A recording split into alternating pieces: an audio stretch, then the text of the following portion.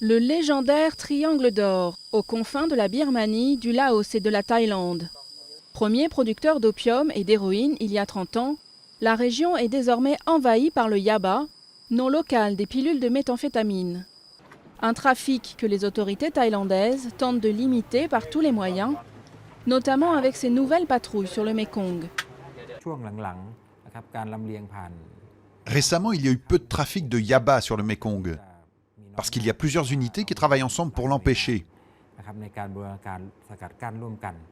Les patrouilles qui coopèrent avec les pays voisins ont été créées après l'attaque fin 2011 de ces bateaux transportant de la drogue sur le fleuve. 13 marins chinois avaient été retrouvés morts et un seigneur de la drogue birman a depuis été exécuté en Chine.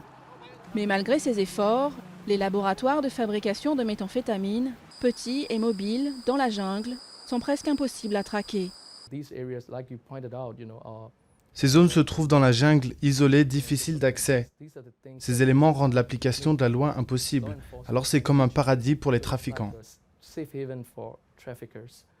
La Birmanie, deuxième producteur mondial d'opium et fabricant majeur de yaba, est la principale source de ce trafic.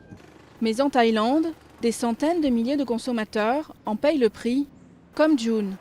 Depuis qu'il a 10 ou 11 ans, il a tout essayé, de la colle jusqu'à l'héroïne. Aujourd'hui, il tente de décrocher grâce à la méthadone, mais la tentation est partout dans son quartier de Bangkok. Quand je marche dans le bidonville, il y a des enfants qui me demandent « Frère, qu'est-ce que tu veux ?» Dans chaque ruelle, à chaque coin de rue de Klong Toi, je n'ai qu'à dire ce que je veux. Beaucoup doutent que les patrouilles sur le Mékong parviennent à limiter ce trafic de plusieurs milliards de dollars par an, car les trafiquants ont aussi développé des filières terrestres. Alors plus que jamais, le Triangle d'or conserve ses secrets.